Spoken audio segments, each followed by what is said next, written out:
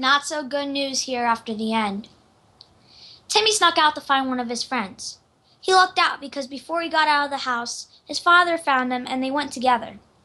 When they got back, he was seriously hurt and limping. Uncle Pete looked at him and said he had a sprain on his leg. Sprain is caused by a twisting or abnormal movement of the limb. It usually causes pain or pressure at the joint. Uncle Pete said he had wished he had an x-ray to be sure it was not a fracture. But hey, this is the apocalypse, so this was the best he could do under the situation.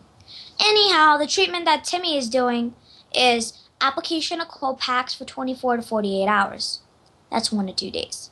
We are so lucky that we have those solar panels anyway. Timmy is upstairs now, elevating his foot. He's supposed to stay off it until the swelling goes down. Pete wrapped the leg snugly with a smooth figure-8 bandage to control swelling and immobilize it.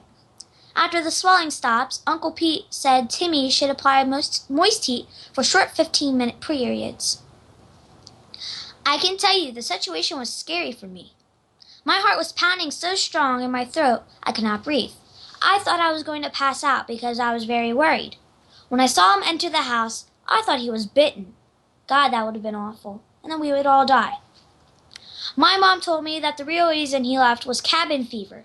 He said that many in the house had some cabin fever. She said that cabin fever is when everyone builds up a lot of energy and after a while gets sick of the house. At first, I didn't understand why it was called cabin fever if you wanted to get out of the house. So I asked her to explain it more. She reminded me of the days just after we locked ourselves in the house.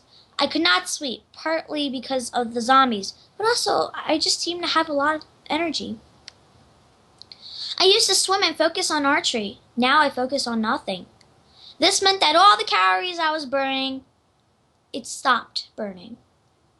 It was like a ton of extra energy in my system. My mom used to work in our prison and immediately recognized it as similar to what new people in prison feel. That is when we developed my exercise routine. I also try to make my eating a little less and more predictable. I do not want to be fighting a zombie while having explicit diarrhea or stomach cramps. That would be extremely disgusting. And this is also a minor sign of cabin fever. But a major sign of cabin fever is when you're depressed, full of adrenaline, and of course, bored.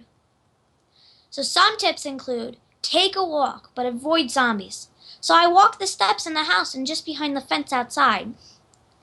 Try to do something that involves work, like a treadmill, and set a daily goal for yourself. Behavioral activation can reduce feeling depression, according to my mom. She said it was even a pre-apocalyptic treatment for depression. If you are allowed in the world to kill some zombies, of course I don't expect you to do that, or for me.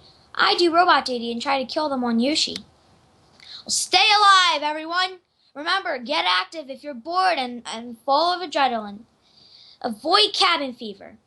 I'm gonna play a video game with Timmy to help him not be so bored. Daddy wanted to do something with the family, like play Pictionary. Bye!